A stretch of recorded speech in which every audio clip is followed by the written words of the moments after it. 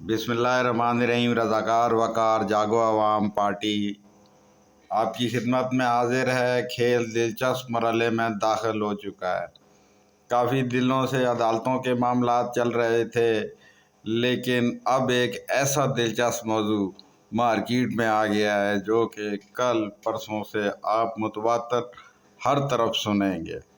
वो दिलचस्प मौजू क्या है? वो दिलचस्प मौजू ये है कि पाकिस्तान तहरीक इंसाफ इमरान खान से जो डील की जा रही थी, उस डील का पहला मरहला तकरीबन मुकम्मल हो चुका है और उस डील के तहत बुशरा बीबी कल परसों तक मैदान सियासत में आने वाली हैं और वो आते ही एक ऐसा एंटी एस्टेब्लिशमेंट बयानिया बनाएंगी जो देखते ही देखते पूरे पाकिस्तान में फैल जाएगा। पाकिस्तान तहरीक इंसाफ के मुरीद, इमरान खान के मुरीद, इमरान खान की मुर्शद के गिर्द जमा होना शुरू हो जाएंगे। खेल टोटल बदली होने पर आ गया है।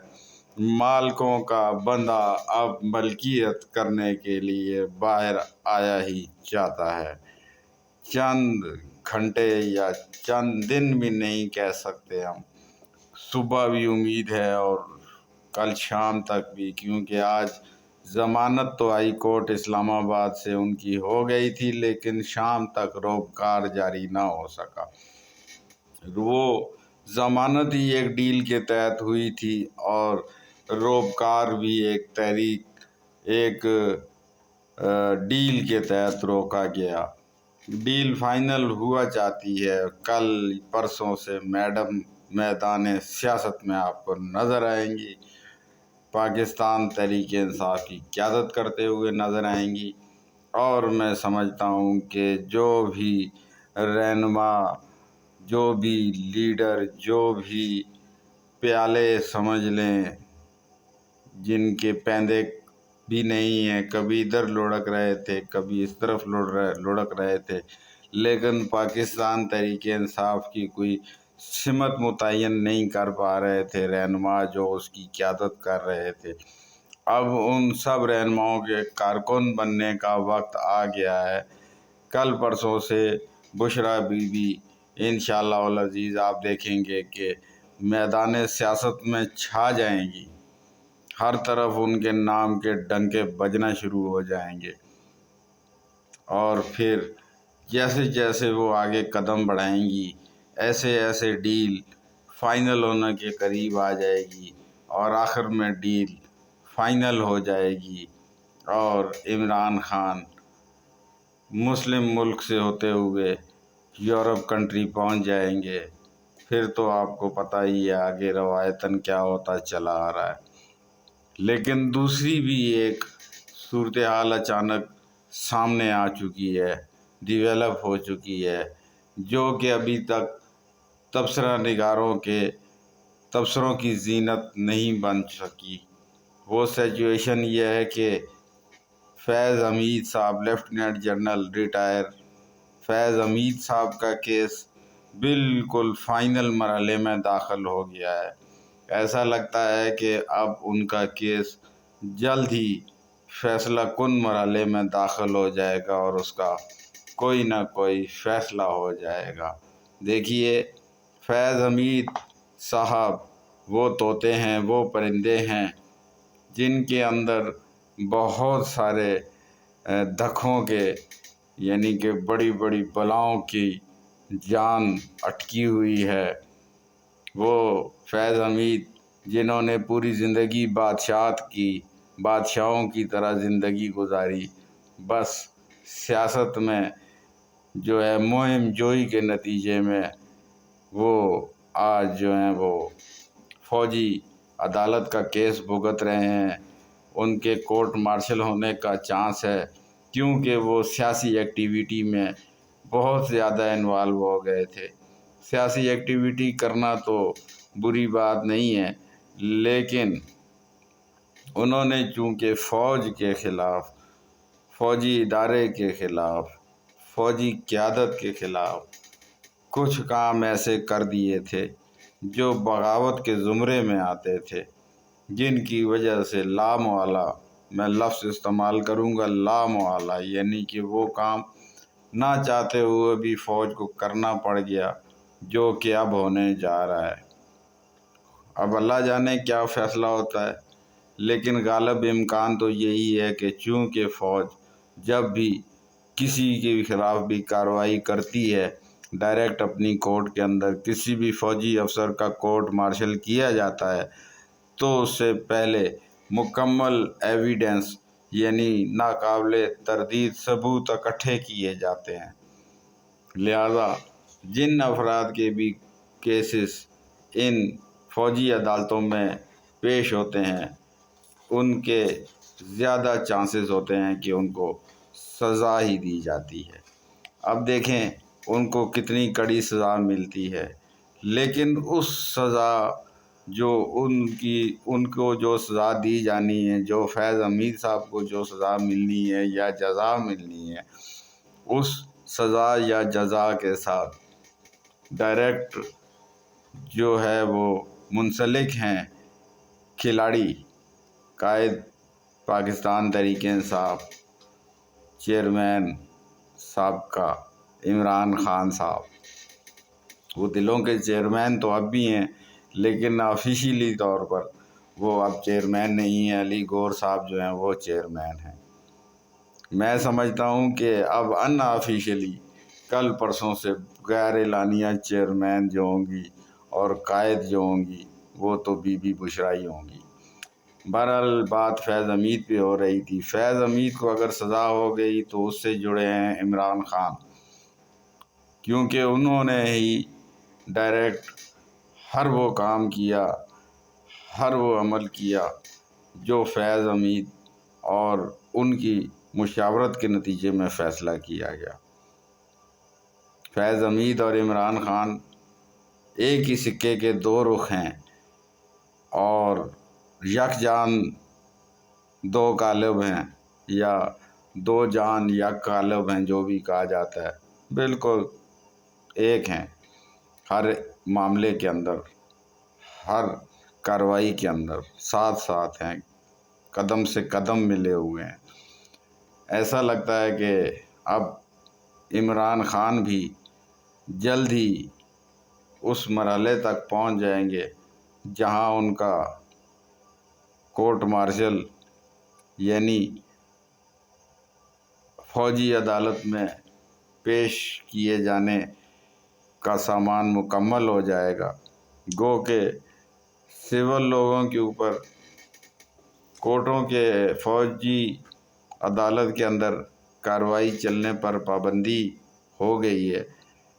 آئینی طور پہ کوئی بھی وہ شک منظور نہیں کی گئی جس کے تحت فوجی اداروں پر حملہ آور ہونے والے لوگوں پر فوجی عدالت میں مقدمہ چلانے کی اجازت دی جانی تھی، لیکن پھر بھی اس بات کے کافی امکانات موجود ہیں کہ فیض حمید کی پیشی مکمل ہونے کے بعد، فیصلہ سامنے آنے کے بعد، عمران خان صاحب کی مشکلات میں اضافہ بھی ہو سکتا ہے، کیونکہ آن گراؤنڈ اب تک کی جو سیاسی سچویشن تھی وہ ان کو وہ نتائج نہیں دے سکی، وہ پریشر ڈیولپ نہیں کر سکی، جس کے نتیجے میں عمران خان کی کمزور پوزیشن مضبوط ہو جاتی۔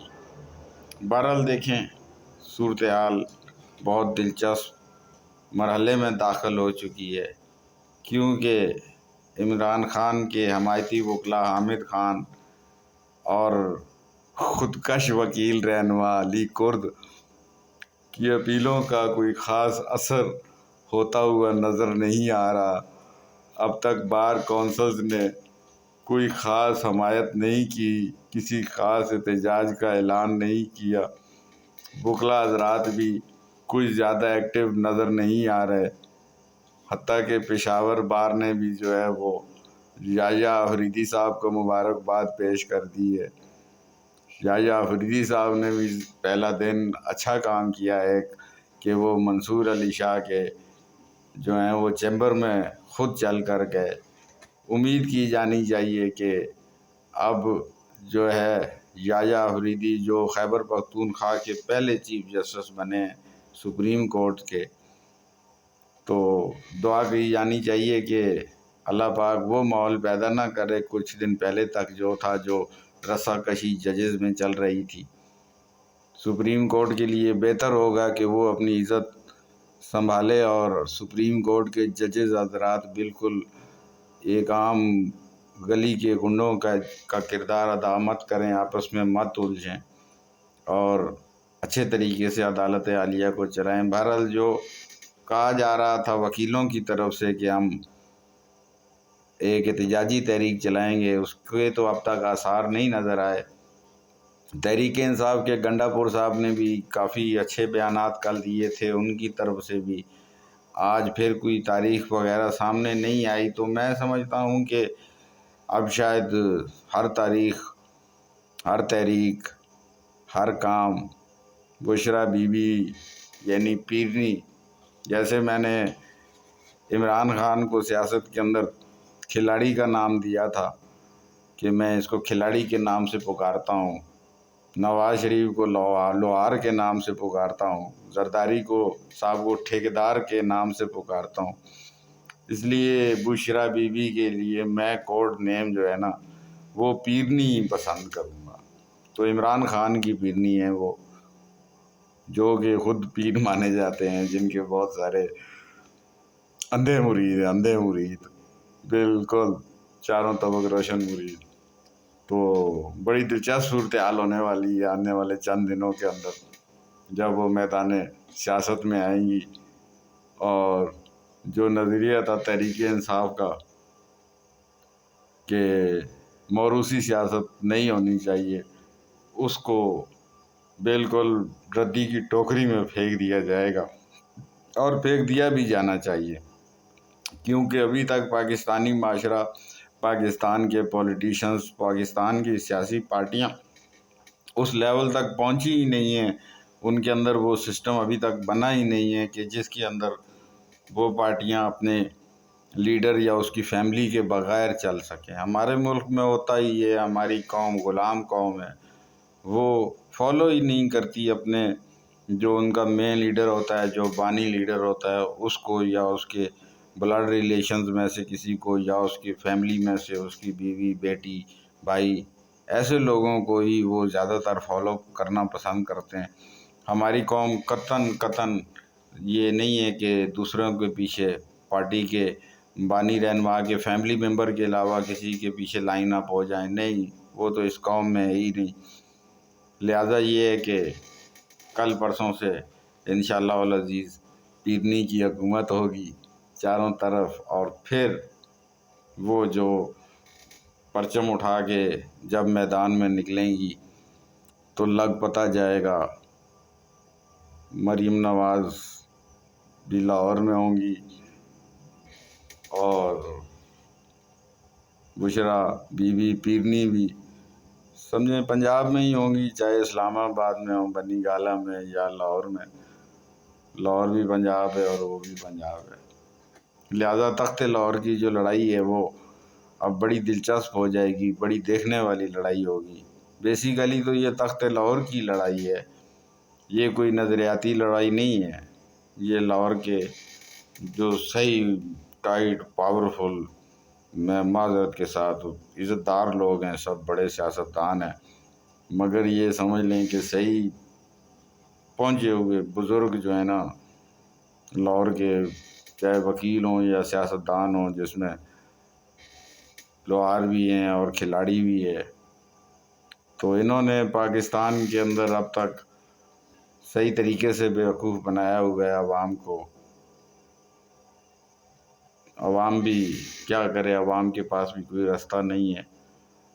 دعا کریں کوئی ایسی صورت نکل آئے کہ لوہار، ٹھیکیدار، کھلاڑی، مولوی، ان سب سے نجات حاصل ہو جائے۔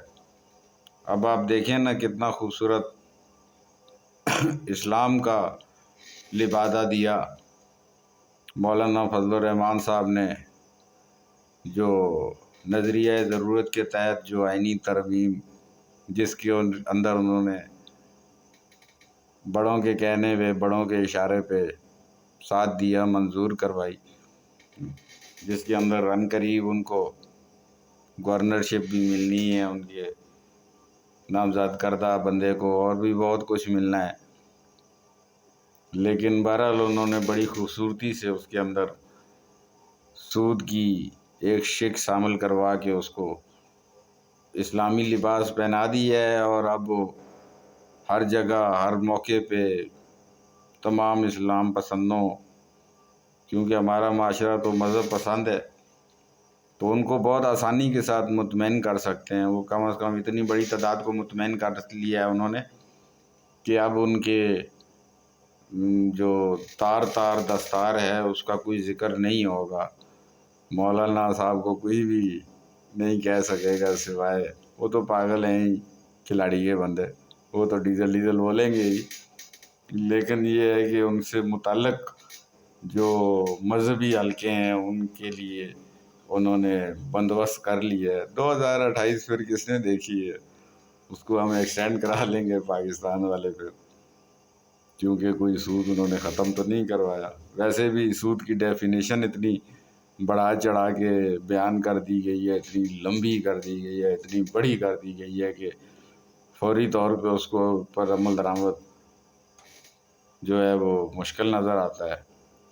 ظاہر ہے ہونا بھی 2028 میں ہے، 2028 سے پھر کام شروع ہوگا اگر کچھ ہوا بھی تو۔ بہرحال مولوی صاحب نے یہ بہت خوبصورت جو ہے حکمت عملی اختیار کی ہے۔ ادھر مولوی صاحبان نے جو جہاد شروع کیا ہے عرب میں، اس کے نتائج بھی آپ کے سامنے ہیں، بڑے دکھ بھرے نتائج آ رہے ہیں وہاں سے ہر روز۔ اس مہینے کے اندر 770 فلسطینی شہید کیے گئے ہیں۔ آج بھی بیروت لبنان بھی اب لپیٹ میں آ گیا ہے، وہاں بھی آج کافی بندے شہید ہوئے ہیں، بہت زیادہ اٹیک ہوئے ہیں، تو جنگ و جدل کا ماحول ادھر جاری ہے۔ اور دیکھیں یہ آگ کب تھمتی ہے۔ امریکہ ہی ہے جو اس آگ کو ٹھنڈا کروا سکتا ہے، باقی تو کسی کے اندر طاقت ہی نہیں ہے، اتنی کیپیسٹی ہی نہیں ہے کہ وہ اس معاملے کو کول ڈاؤن کر سکے۔ تو دیکھیں کیا ہوتا ہے۔ امریکہ کے الیکشنز ہو رہے ہیں، خاتون اور پرانے والے کھل نائک صاحب کا مقابلہ ہے، ٹرمپ صاحب، تو امید ہے، بلکہ یہی نظر آ رہا ہے تقریباً واضح طور پہ مزید صورتحال سامنے آ جائے گی کہ ڈونلڈ ٹرمپ جو ہیں وہ گدی پہ دوبارہ بیٹھ جائیں گے۔ تو بہت اہم ہے ڈونلڈ ٹرمپ صاحب جو کہ امریکہ کے صدر بنیں گے یا کوئی بھی نیا بنے گا، غالب امکان ٹرمپ صاحب کا ہے۔ تو ظاہر ہے وہ ہمارا دوست ملک ہے امریکہ، جب سے پاکستان بنا ہے تب سے لے کے اب تک امریکہ نے بہت سپورٹ کی ہے پاکستان کی، ہر موقع پہ اس کے دفاعی سسٹم کو بنانے میں اس نے کلیدی کردار ادا کیا ہے، اور بہت سارے موقعوں پر امریکہ نے جو ہے وہ پاکستان کی مدد کی ہے۔ چائنا وغیرہ تو ابھی آئے ہیں، حالیہ آئے ہیں، چائنا کے ساتھ بھی کافی اچھے ریلیشن شپ ہیں پاکستان کے، لیکن چائنا اور وہ پاور نہیں رکھتا، وہ یعنی کہ جنگ تو نہیں رکوا سکتا، نہ امریکہ ہی رکوا سکتا ہے۔ لہذا امریکہ کے صدر کے بیٹھنے کے بعد ہی اب اس کے اوپر کوئی پیش رفت ہوگی، نیا صدر جب آ جائے گا۔ موجودہ صدر تو جو صدر ہوتے ہیں وہاں الیکشن تک وہ رہیں گے، لیکن یہ کہ ان کی پاورز ختم ہو گئی ہے، اب بیوروکریسی چلا رہی ہے، بیوروکریسی مین فیصلے نہیں لیتی، لے بھی نہیں سکتی۔ لہذا ڈونلڈ ٹرمپ کے الیکشن کے بعد ہی کوئی عرب جنگ کے بارے میں امید کی جا سکتی ہے کہ اس کے اندر کوئی فیصلہ ہو۔ ٹھنڈی کی جائے، اللہ کرے یہ رک جائے، خون خرابہ رک جائے۔ مظلوم روز شہید ہو رہے ہیں، جانوں سے جا رہے ہیں، زندگی گزارنا مشکل ہو گئی ہے۔ آج بہت سارے فلسطینی بیچارے دیکھیں نا، پاکستان تک آنا پڑ گیا ان کو۔ ہم وزیر اعظم شہباز شریف نے آج ان سے خطاب کیا ہے، عربی میں خطاب کیا ہے، خوشی ہوئی ہے کہ وہ عربی بول رہے تھے، تو انہوں نے فلسطینیوں کو مکمل یقین دلایا، ان کے حق میں گفتگو کی ہے۔ اور بیچارے کیا کیا سکتے ہیں، کچھ کر بھی نہیں سکتے۔ بعض لوگ ان کو گالیاں بھی دیتے ہیں، لیکن وہ کیا کر سکتے ہیں، کچھ نہیں کر سکتے اس مسئلے میں۔ کیا وہ اعلان جہاد تو نہیں کر سکتے کہ حملہ کرنے کا تو اعلان نہیں کر سکتے اسرائیل پہ، کیونکہ ہمارے اپنے مسائل اتنے ہیں اور وہ مسئلہ اتنا گمبھیر ہے۔ بہرحال انہوں نے آج فلسطینیوں کے ساتھ جاری یکجہتی کیا عربی میں، اچھا لگا۔ باقی پاکستان کا اچھا ہو، اللہ کرے، دعا کریں، خوارج کو شکست ہو، پاک فوج کو فتح حاصل ہو، پاکستان کو فتح حاصل ہو، اور امن و امان مکمل طور پر بحال ہو جائے، پاکستان کے چاروں صوبے آزاد ہو جائیں۔ لوگوں کو آزادی دیں، لوگوں کو جکڑیں نہیں، لوگوں کی زندگیاں تنگ مت کریں، جینے دیں، جیو اور جینے دو کی پالیسی اختیار کریں۔ پاکستان زندہ باد۔